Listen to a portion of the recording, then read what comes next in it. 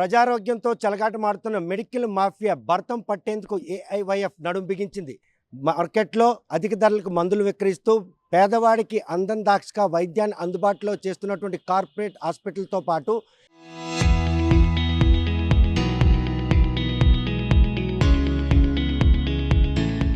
ఏవైతే అనుమతులు లేకుండా అమ్మకాలు చేపడుతున్నటువంటి మెడికల్ షాపులు, అదేవిధంగా ఫార్మాసిటికల్ కంపెనీల తాలూకా బాగోతాలకి కార్పొరేట్ అధికారులు మాత్రం కేంద్ర రాష్ట్ర ప్రభుత్వాలు ఈరోజు అండగా నిలుస్తున్నాయి. ప్రజా ఆరోగ్యంతో చెలగాటమాడుతున్నటువంటి ఈ మెడికల్ మాఫియా భర్తం పట్టేందుకు వారు చేస్తున్న పోరాటంలో భాగమే ఈరోజు జిల్లా వైద్య కార్యాలయం వద్ద మాత్రం ఆందోళన చేపడుతున్నారు. వారు చేస్తున్న ఆందోళన వెనుకున్నటువంటి ఆశయం ఏంటి, అందం ద్రాక్షగా మిగులుతున్నటువంటి ప్రజారోగ్యం ఈరోజు వారికి అందుబాటులో వస్తుందా రాదా అనే విషయం వారిని అడిగి తెలుసుకుందాం. చూస్తే కనుక ఈ పోరాటంలో ఎక్కడ కూడా అలుపు లేదు, కానీ మీకంటూ ప్రజల ఆదరణ మీతో పాటు వచ్చే పరిస్థితి లేదు. ఒక చిత్తశుద్ధితో చేస్తున్నటువంటి ఈ పోరాటంలో ప్రజల భాగస్వామ్యం చేసేందుకు ఎటువంటి చైతన్యం తీసుకుంటాం? ప్రధానంగా ఈరోజు శ్రీకాకుళం జిల్లాలో ఆనాడు అధికారులు అయితేనేమి, లేదంటే ఇప్పుడున్న వైద్య ఆరోగ్య శాఖ అధికారులు అయితేనేమి, విద్య వైద్యం అనేది పేద ప్రజలకు అందరికీ కూడా ఇస్తాము. ఎందుకంటే గ్రామీణ ప్రాంతాల్లో ఉన్న ప్రజలు, ఎస్సీ ఎస్టీ మైనార్టీ వర్గాలకు చెందిన ప్రజలు వైద్యం అందని ద్రాక్షగా మారిపోయింది. వైద్యం ఎవరికి కూడా సరైన వైద్యం అందడం లేదని ఒక నానుడు పెట్టి అందరికీ వైద్యం ఫ్రీగా ఇస్తామని చెప్పారు. వైద్యం అందడం లేదా, వైద్యం ఖరీదైన వైద్యం అందుతుందా? ఖరీదైన వైద్యం అందుతూ ఉంది. వైద్యం అయితే అందుతుంది, కానీ పేద ప్రజలు చేసుకోవడనే అవకాశం ఆ వైద్యం అయితే లేదు. ఖరీదైన వైద్యం ఉంటుంది. ఎలా అంటే పేద ప్రజలు ఎవరైనా సరే ఒంట్లో బాగలేదో, లేదంటే జ్వరమని, లేదంటే కడుపుల నొప్పిని హాస్పిటల్కి చేరితే ముందు ఓపీ ఫీజు నుంచి దందా కొనసాగుతూ ఉంది. ఆ రోజు చూసినట్లుగా అయితే 4-5 సంవత్సరాల కిందట 100-150 ఉన్న ఓపీ ఫీజు ఈరోజు 500 నుంచి 1000 రూపాయల వరకు కూడా ఓపీ ఫీజు చేరిపోయింది. కార్పొరేట్ హాస్పిటల్ ఈరోజు క్యాష్ చేసుకునేందుకు ధరల్లో సర్కారుకి సంబంధించిన ఏదైతే పిహెచ్ఎల్ కానీ సిహెచ్సిలో కూడాను సిబ్బంది కానీ వైద్యులు అందుబాటులో లేకుండా ఇవ్వడంతో ఈరోజు కార్పొరేషన్ హాస్పిటల్ వైపు పేదలు అటువైపు అడుగులేస్తున్నారు. ఖచ్చితంగా వైద్యం అనేది అందడానికి సర్కారు చేసింది ఏమీ కూడా లేదు. వైద్యులు కూడా సరిగ్గా అందుబాటులో లేక ఎవరైతే ఆ రోజు గవర్నమెంట్ ఇచ్చిన మాట ప్రకారం గవర్నమెంట్ హాస్పిటల్లో మంచి డాక్టర్లు సరైన వైద్యం అందినట్లుగా అయితే ఈరోజు ఎవరు కూడా కార్పొరేట్ మెడికల్ హాస్పిటల్ వైపు చూడరు. అది గవర్నమెంట్ చేయకపోగా ఈరోజు ఉన్న కార్పొరేటు ప్రైవేట్ హాస్పిటల్లో ఉన్న డాక్టర్స్ అనమాట అలుసుగా దీన్ని తీసుకొని వారికి ఏం చేస్తూ ఉన్నారంటే వేలాది రూపాయలు, లక్షలాది రూపాయలు వసూలు చేస్తున్న పరిస్థితి ఉంది.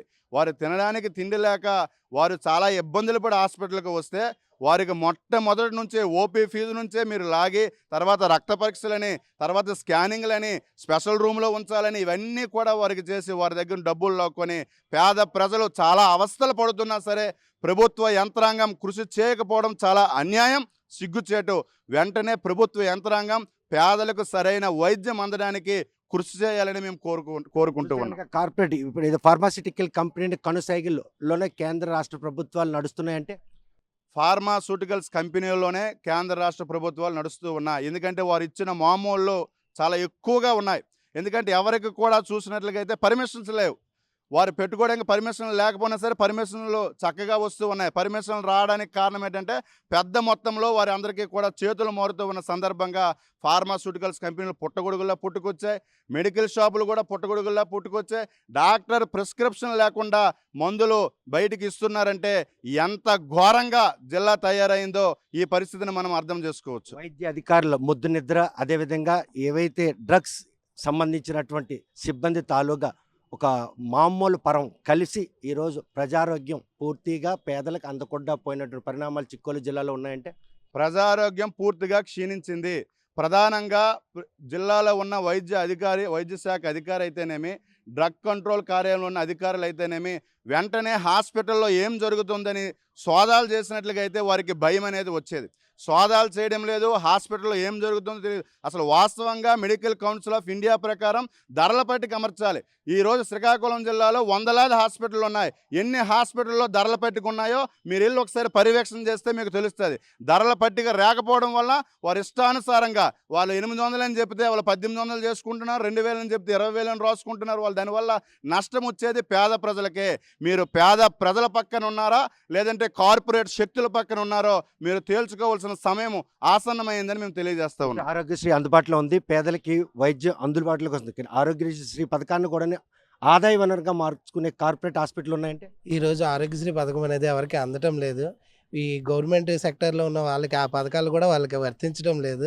ఈరోజు మాకు అమౌంట్లు పడట్లేదు. గవర్నమెంట్ నుంచి మాకు అలాంటివి ఏమీ వర్తించట్లేదని వాళ్ళకి మామూలుగా అమౌంట్‌గా కట్టించుకుంటున్నారు కానీ ఏది కూడా అమౌంట్ పరంగా అవుతుంది కానీ ఆరోగ్యశ్రీ పథకం అనేది వర్తించడం లేదు. దీని వెనక మాఫియా నడుస్తున్నట్టు అనిపిస్తుంది. ఒక పక్క అక్కడ వైద్యం చేస్తున్నారు, మాకు డబ్బులు బాకీ ఉన్నా అంటున్నారు. కానీ డబ్బుల కోసమే ఈ తంతును ఇచ్చేసి ఈరోజు పేదవాడికి ఆ సేవలను దూరం చేస్తున్న పరిస్థితి లేదా?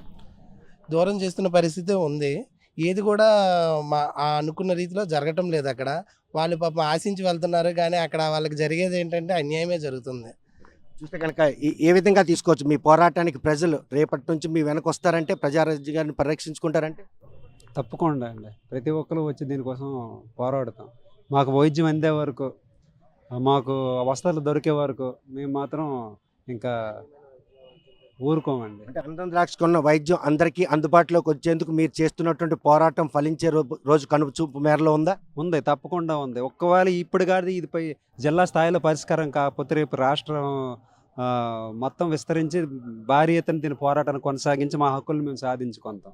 చూస్తే కనుక ఏఐవైఎఫ్ తీసుకున్నటువంటి ఈ స్టాండ్ మాత్రం ప్రజా ఆరోగ్యం అందుబాటులోకి తెచ్చేందుకు వారు చేస్తున్న ప్రయత్నంలో కేంద్ర రాష్ట్ర ప్రభుత్వాలు ఈరోజు ఏవైతే ఫార్మాసిటీ కంపెనీలు కొంగుకాయడం, మరోవైపు చూస్తే కనుక జిల్లా వైద్యాధికారులు ముద్దనిద్ర, డ్రగ్ అధికారుల తాలూకా చేతగాంతనం ఇవన్నీ వెరసి అనుమతులు లేకుండా ఉండే మందుల షాపులు అందుబాటులోకి రావడం, అదేవిధంగా సర్కారీ దవాఖానాల్లో ఈరోజు మందులు దొరక్క బయట కొనుగోలు చేసి అధిక ధరల బారిన పడడం, ఈ పరిణామాలన్నీ చూస్తుంటే కనుక ప్రజలకి ప్రభుత్వం ఇస్తున్నటువంటి ఏదైతే వైద్యం ఉందో అది మాత్రం సకాలంలో అందక ఈరోజు ఇబ్బందులు పడే పరిస్థితి.